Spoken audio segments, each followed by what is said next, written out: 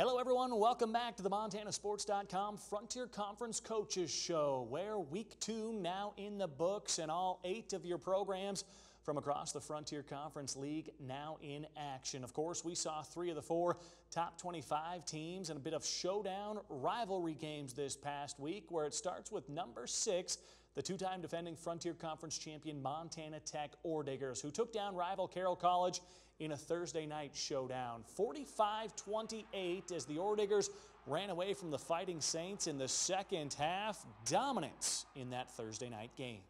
Obviously, we had an incredible crowd. It was so much fun to see, really fans from both sides and just the buzz in the stadium. I think for our guys was just a blast. They got a chance to walk through the tailgate and, just really electric atmosphere. So it was a lot of fun for our guys. One athlete taking advantage of a fresh start. Dickinson State transfer Jed Fike, who rushed for 130 yards and 2 touchdowns and also hauled in 2 passes, including a 45-yard score. Not bad for the Harrison, Montana guy. He's a local guy. I mean, he's from the other side of the hill here, and so I know he had contacted us about making a move and coming in here, and we've been very familiar with him out of high school, had recruited him out of high school, and just a great fit for our culture and our type of guys that we have here, and his mentality is he wants to run with the ball, a really aggressive style, and I think that really benefits kind of what we're doing offensively right now. Fans saw the potential Thursday night in Butte, but it's what they don't see that impresses Morrell the most. His work ethic is crazy. I think it really matches up there with like what Quinn McQuarrie, the way he works on a daily basis. His work in the weight room, his work in his speed training, his work in the off season, his work in a daily, from a daily standpoint on the practice field is, something that really rallies the guys. I think if you're an offensive lineman and you see one of your skill guys working that hard, really inspires you to give even more effort up front, and that combination can be explosive. Tech's offensive line remains the key to the Orediggers' success, and whether it was Fikes running or McQuarrie and the receivers hooking up downfield, every big play stemmed from those big boys up front. A lot of credit to our offensive line. Our offensive line's a veteran crew. They played really physical, and Carroll's very strong up front, and so are we. And so, I think that, our O-line did a good job of opening up some holes for him, give him some running lanes, and then, Jed's is an incredible competitor and a tough kid, and obviously we're excited to have him here. Morrell and Tech hit the road for the first time this season at MSU-Northern, where the Lights rebuild the offense after the loss of perhaps the program's all-time best. I've said this many times. I think Zach McKinley is, in my 7 years here, is the toughest running back I've ever gone up against. I mean, that kid was absolutely incredible. They've got some other guys in there now, but obviously it's the same thing. You can't replace a Nolan Saraceni. You can't just replace a Zach McKinley. Obviously, there's some leadership and some toughness that came out of him in their run game. Obviously, they're a little more focused on the passing game right now and being able to spread things around and use skill guys to get the ball down the field. So that's certainly the new challenge that it presents to us. And the Lights, of course, lost a heartbreaker in the opener thanks to a Sam Sparks kick return touchdown as Rocky Mountain College moved to 1-1 on the season, getting past the Lights late in that contest in the Magic City. But even in the defeat, Morrell sees signs of the program moving in the right direction under Aaron Christensen. Just watching the organization level really showed that they've improved. Obviously I think they've, for the first time here in the last couple of years, looked like they have some actual depth, especially at the wide receiver position. They're playing 8, 9 different guys and playing super fast. I mean, really incredible tempo that they paced themselves with last Saturday against Rocky and did everything but win the game. I thought they did a good job of getting up and down the field. They're very gritty in their performance, and obviously it was something that's going to make us work extra hard to prepare for them this week. As Morrell preps to move ahead with the schedule, he does admit he had particular interest in another rivalry game this past weekend out west. Number 25 Southern Oregon knocking off 7th-ranked Eastern Oregon 31-21 on Saturday. Yeah, I mean, that was certainly a game I had an eye on. Obviously, Southern Oregon, with having their quarterback Tanner Trozine back in the mix, looked like he didn't miss a beat, and ultra competitive game. I mean, that's a couple of really good ball clubs. That's very similar to us matching up against Carroll in the first week of the season. They're going to go up against a rival game against a really good opponent right out the gate, and obviously, SOU showed that they're, definitely going to be a force to be reckoned with again this year, and I think Eastern Oregon is going to be right in the mix as well. Plenty of parity, of course, in the Frontier Conference, and the season is only beginning. We want to remind you to head to montanasports.com, where we've got video highlights, the updated standings, and of course you can find the recap stories and features throughout the entire week leading up to game day on Saturday afternoons. Right there at montanasports.com. Just click on the Frontier Conference tab. Coming up next, we check in with Mike Van Diest and Carroll College, trying to bounce back after that Thursday night showdown against the Orediggers.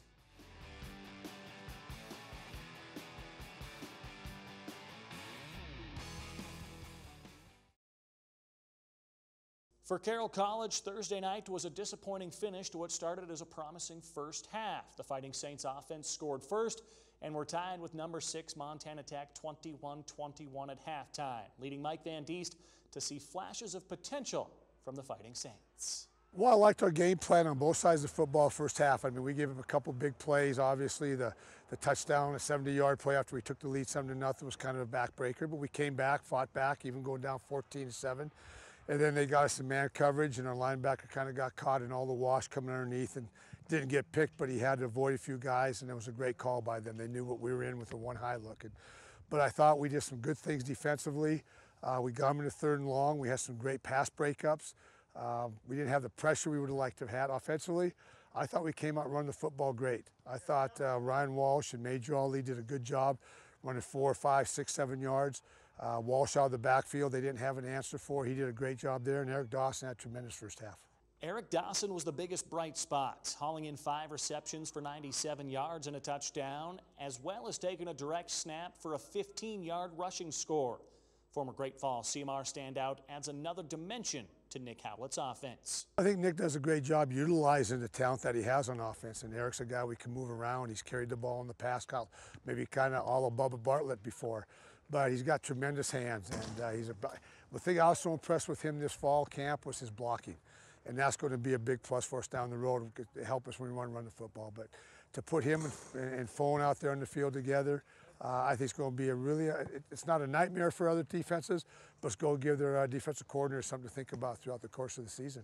That's something Carroll lacked a season ago, with Dawson missing the majority of the season with a wrist injury. But he insists he's full go in 2017, excited to be back and also motivated to prove he's an all-conference, maybe even more caliber player. Well, he's got a little bit of both. He's excited. He loves football. He's a great teammate. His teammates love him. I think he wants to prove that he can come back from an injury. It was a pretty serious injury with his wrist.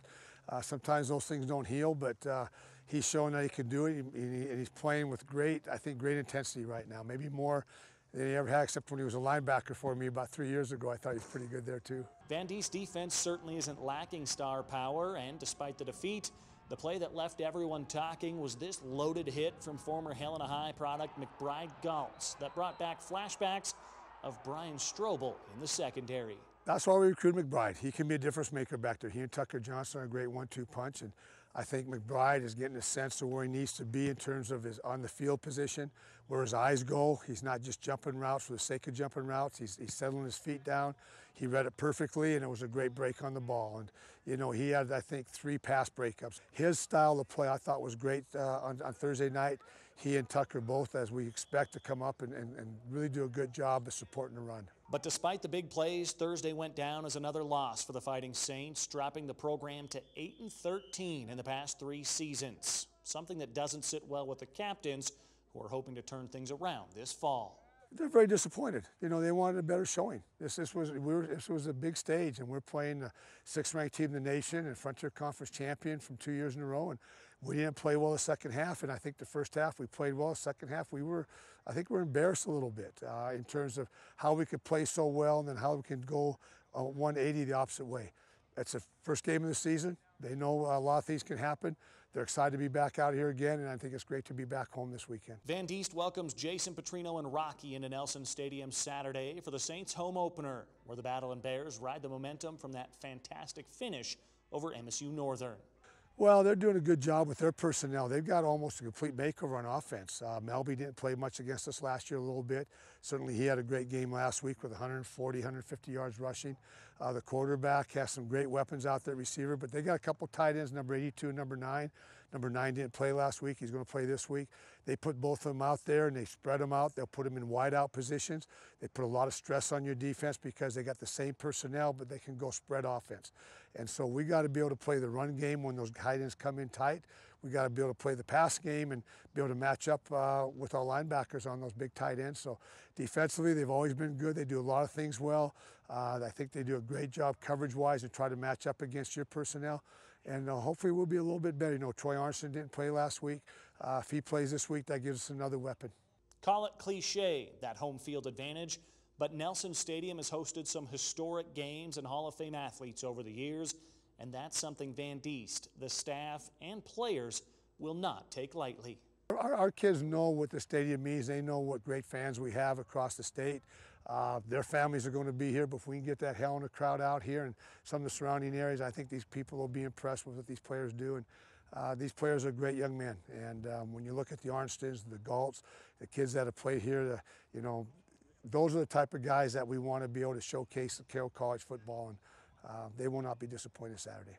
It's a 1 o'clock kickoff Saturday at Nelson Stadium. Fighting Saints looking for their first win of the season. The Rock has a chance to move to 2-1. We also want to remind you, download the MontanaSports.com app where you can get all the highlights and all the results and feature stories straight to your phone or tablet. Just search Montana Sports, one word, to get that MontanaSports.com app. Coming up next, MSU-Northern righting the ship up in Havre. Head coach Aaron Christensen weighing in.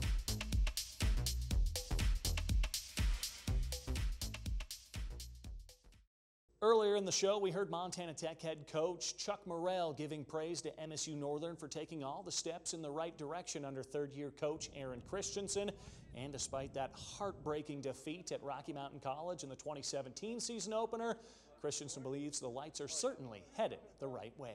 It is encouraging because the thing I do know is we've gotten better every time we've gone through something. So from the first spring football to fall to spring to fall to spring, we have a better football team, and it's because the guys are working hard, they're developing. It's also the recruits we're bringing in are getting better and better. So we're excited about where we're at and excited about where we're going. Northern is going straight into a home opener against the two-time defending champ, top 10 ranked Montana Tech Orediggers Saturday, meaning things don't get any easier. But for Christensen, the mentality is simple. You've got to control the present, where you're at right now. What can I do to win the next game? You can't win 2 games from now right now. You know, you can't worry about what happened last week, last season. So that's what we preach to the guys. Don't worry about anything. Just try to win the next one. And then after that game, we'll do the exact same thing. That's another Saturday afternoon kickoff up there in Havre. Take a look at your Frontier Conference standings after the second week, the first full week, of course, for teams like Montana Tech and Southern Oregon, who are now 1-0 on the season. Rocky and Western, each at 500. Of course, the Bulldogs had that tough game against Weber State that they dropped over the weekend. Northern, Carroll, Eastern Oregon looking for their first wins of the season this week. And College of Idaho dropping to 0-2 in this early season. As we take a look at the games that are ahead this weekend, including another top 25 showdown. Remember the current coaches polls. The next ones won't come out until the following week. So Western number 19 right now, Eastern Oregon number 7. They'll kick off out there Saturday afternoon. Tech, the Orediggers going for 2-0 on the early year as MSU-Northern looks for a quick upset victory. And Southern Oregon, College of Idaho, will it be the Yotes getting their first win of the year or SOU moving to 2-0? And then, of course, throw in another rivalry game there. Rocky Mountain College, Carroll College, Saturday afternoon at 1 p.m. And, of course, MontanaSports.com will have all the highlights, all the results, and all the updated standings as you visit throughout the weekends. Wrapping up week 2 of your MontanaSports.com Frontier Conference Coaches Show, Richie, Melby, MTN Sports.